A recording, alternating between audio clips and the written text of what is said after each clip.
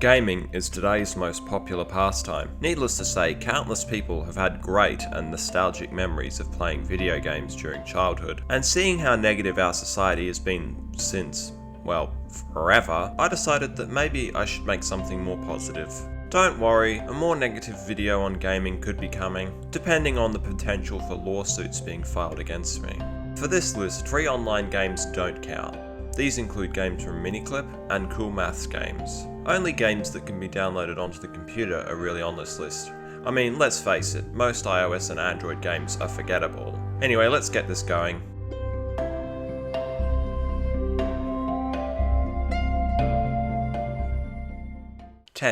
Euro Truck Simulator 2. Are you a frustrated, truck-loving enthusiast who is looking for a truck game where the graphics aren't complete trash and the gameplay is not lacking? Maybe you're just looking for a game where you can live out your fantasy of becoming an entrepreneur with an inspirational rags to riches story. Perhaps you just want a game where you can daydream while listening to your favourite podcast. I did not. Okay, you gonna let me talk or not, dude? You talk about me all the time on the podcast, and you don't even let me fuck. If this is you, then Euro Truck Simulator 2 is the game for you. I have many fond memories of excitedly returning home from a long day of school just to sit down in my mum's air-conditioned office and play this game while it poured down rain outside.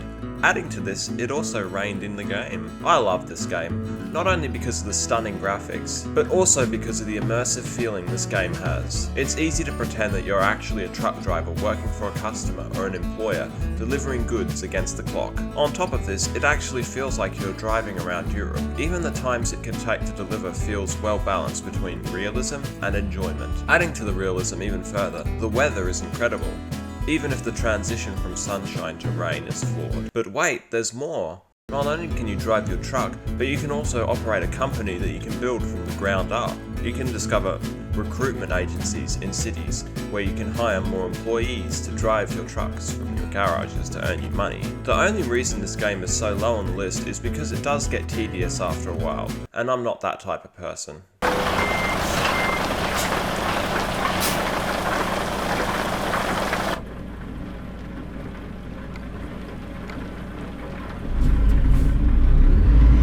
One eternity later. Nevertheless, it is one of the greatest simulation games on the market. 9. Europa Universalis 4. Okay, let's face it, this game has its problems. Yes, it has over 70 DLCs worth $200 that if you don't get, can really hold you back. Yes, it is slow on my computer and it only gets slower the further you play, like all other Paradox games, but god damn if it isn't fun. I have sunken over 700 hours into this game and can still make the stupid mistakes. Hell, I still don't even fully understand how trading works. But once you understand some of the basic fundamentals of the game, it all just feels like it's real and makes sense. I haven't gotten that in many other Paradox games, or even strategy games in general. I feel like that I'm actually going on a quest to bring glory to my nation. This game encourages you to make risky decisions, which is what I think a lot of people need to learn to do more of. I love being able to conquer provinces and slowly but stably building up my nation to become a global superpower. Or you could just do what the pros do and declare war on everyone at once. When I recently got back into this game, my favourite new thing to do is vassal feed. I just wish my computer would let me play all the way until 1830 without going into cardiac arrest. It is for this reason, and the overwhelmingly ridiculous amount of DLCs, that this game is ninth. If it wasn't for that, it would easily be in the top 4, but alas, Paradox saw potential to exploit its fandom. 8. Half-Life 2. A fairly obscure and outdated choice considering it came out in 2004, but I think this game deserves a spot on this list. First of all, the graphics are amazing for the release time. They run exceptionally well and the physics are second to none. The revolutionary game engine is used for another certain game that I'm sure we've all played. What's more, the sound effects are amazing, but what makes me really love this game is the feeling you get when you're playing it. It's an incredibly immersive game that makes you feel like you're actually escaping a tyrannical regime and fighting for freedom. I love the fact that there are no cutscenes throughout this game. Control of your character is never taken away from you. The game is linear, yes, but it also feels like it's open world. Moreover, the story is excellent. Fighting a just cause against an extremely tyrannical alien government who intends to destroy your species really gets your emotions rolling. On top of this, the writing for the characters was amazing too. I have to commend whoever wrote Alex because she's one of the better female characters in pop culture. She's perfectly balanced between being strong-willed and capable, to being vulnerable and having a feminine side to her. Overall, Half-Life 2 was really fun to play, and its iconic nature is why it's on this list. Quick shout out to Half-Life 2 episodes 1 and 2. Valve did an excellent job at making you feel like you needed to rush through episode 1, and episode 2 does a great job at wrapping up the series. Almost. Oh no, Dad! A lot of people joke about Half-Life 3 not coming out, but once you play Half-Life 2, you realise the pain that Half-Life fans such as myself have gone through. 7. Factorio. This is for all you captains of industry out there. At first, I didn't think I would enjoy this game. I'm not really the building type of gamer. Don't even get me started on Redstone. I like running around and being a puppet to some machine. But then I played this game, and I kept playing, and playing, and playing, and playing, and playing, and playing. Must maximize efficiency. Must destroy the environment. I mean, get off whole planet that was definitely hole before I arrived. I was obsessed with this game. Unfortunately, I'm not really smart enough to beat this game. Either that or I'm too lazy to look it up or overhaul my factory. Either way, this game is amazing. Why? Well, it's perfectly balanced between realism and playability. The element of realism is there in regards to how you process the materials and how you destroy the environment in the process. You mine the ores, smelt them, and combine them to create other materials. You extract oil, store it, and wait for a train to arrive and fill up their storage tanks with said oil to take it to your processing facility. This game feels so detailed and deep. You can choose to make your factory however you want to, but ultimately there is only one final goal. Maximum efficiency! Nah, just kidding. You have to build a rocket and get the hell out of the dump of a planet that you're stranded on. When you get into the game, you get sucked in, and you get really sucked in. Maximizing production is almost like an addiction. No wonder humanity overproduces so much. The amount of detail that you have to put into your factories also brings me a lot of fascination. Mind you, I also started playing this game when I worked in a factory, so part of that fascination also comes from that. Factorio is the perfect game for a person that loves to find solutions for many problems. However, it can get overly complicated and feel overwhelming at first.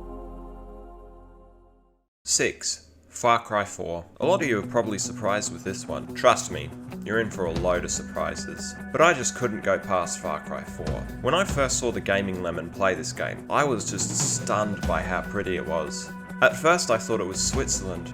Who was I kidding? Switzerland is far too rich and radically neutral to be a place for a Far Cry game. No, of course it is set in the Himalayas. And honestly, I could not have selected a more beautiful place for a modern day open world game. The snow-capped mountains, the luscious green meadows and forests, the historic temples and Kira statues. Oh, and then there's the story and the gameplay, of course. Overall, I'd say the story is average. You have to take down a dictatorship run by a maniac. Oh, but it turns out the guys that you're fighting for are just as bad. Oh, how deep. At least Sabol practices what he preached. I do like the writing for Pagan Min, though.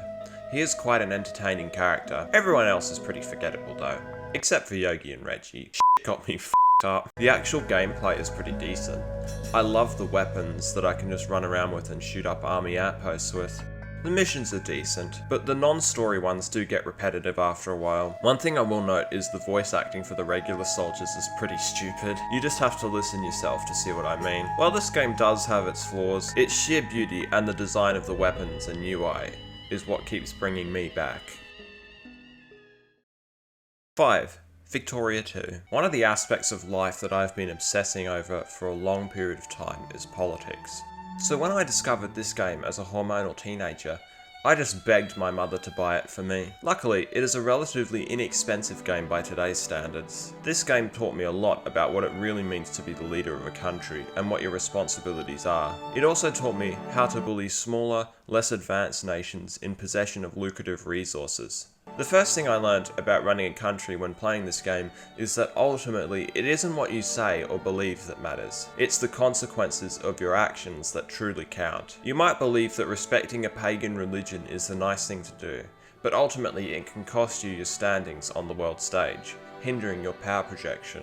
Or you might be of the belief that taxing your citizens a lot is a good idea, but if you do that, they'll either be upset, not have enough money to spend on their needs, or worse, not enough money to invest in the broader economy. Or you could be an ultra-protectionist who likes to enforce tariffs on foreign goods. But if you don't possess a global colonial empire which has enough of said resources, your factories won't be able to afford the goods they need to manufacture items. Then they'll be unprofitable, workers will be laid off, then the factory closes. This game also teaches you about looking out for opportunities to fill a market which could have a potential for high demand and lucrative items, such as cars, or in the early game, wine. Just kidding, though you could probably learn it from this game. I didn't. What makes this game stand out from most other recent Paradox games is the numbers system, especially for the populations. They're just more detailed. For example, in a game like Stellaris, the population of a whole continent on a planet could just be represented by a 1. In Victoria 2, they are accurately represented. For example, a province might have 21,598 people, all classified by wealth, occupation, ethnicity, you name it. The amount of detail and the feeling I got playing this game is the reason I have it higher than EU4. Also, because it isn't filled to the brim with DLC. To be honest, I doubt Victoria 3 will be any better. Speaking of, when the f*** will they be releasing Vic 3? For the Forest.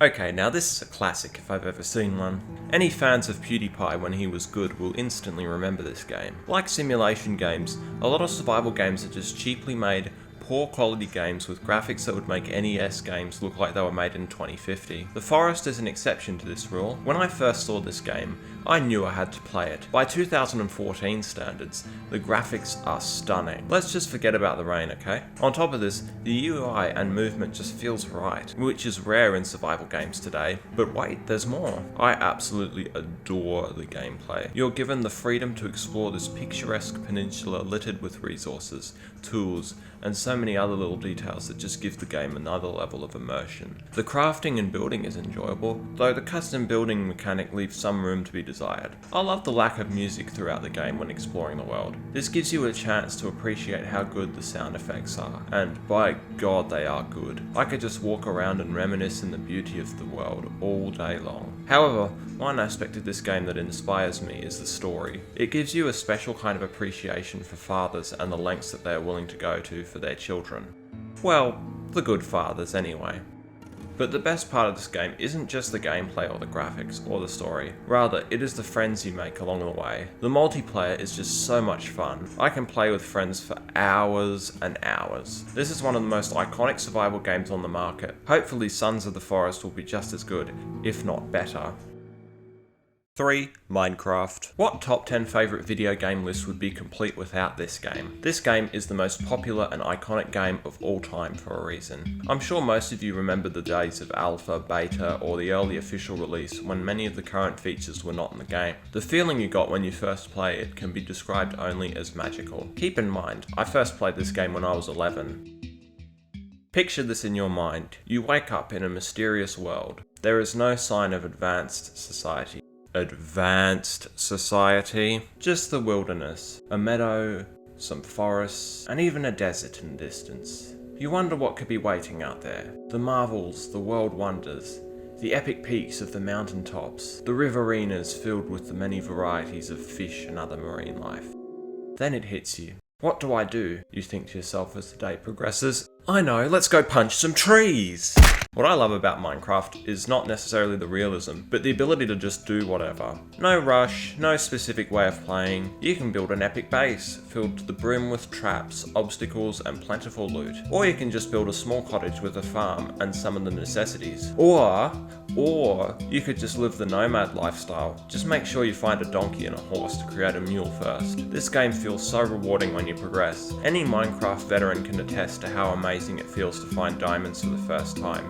Or any time really. It's also really fun to be wandering through a cave, discovering iron and mining it to use for your armor and weapons. But wait, there's more! If you feel dissatisfied with the way the game looks or plays after a while, there are countless mods, texture packs and shader packs to download. And don't get me started on the multiplayer. The possibilities are almost limited. It's a shame that Notch had to sell out to Microsoft. Now I can't play Minecraft without merging my Mojang account with a Microsoft account.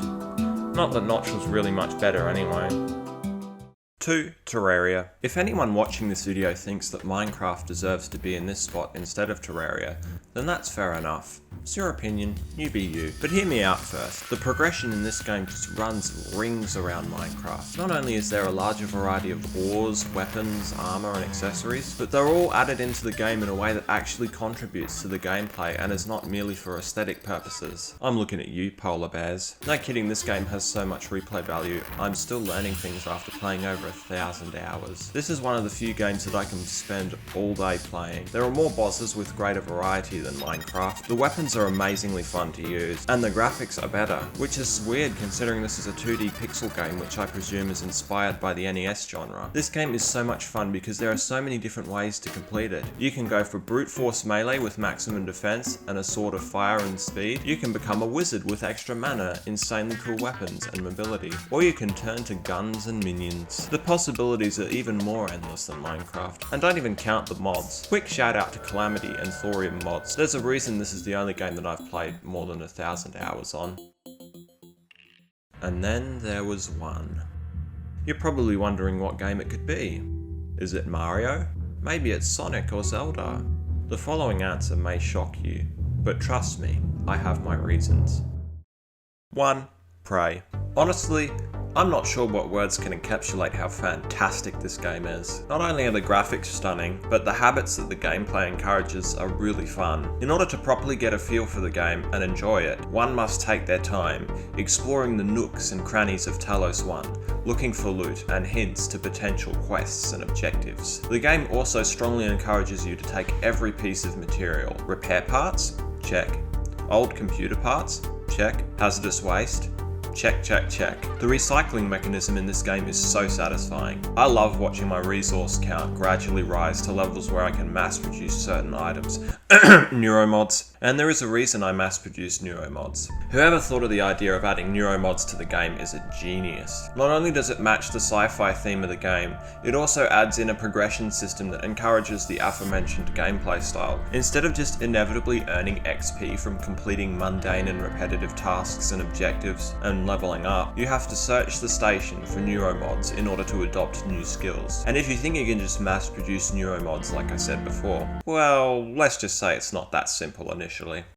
I love the depth of the technology that this game offers. It's not too deep like Factorio, but it adds a little element of immersion that makes this game great. The looking glass is incredible. I hope one day to be able to possess technology like that. The operators are incredibly useful.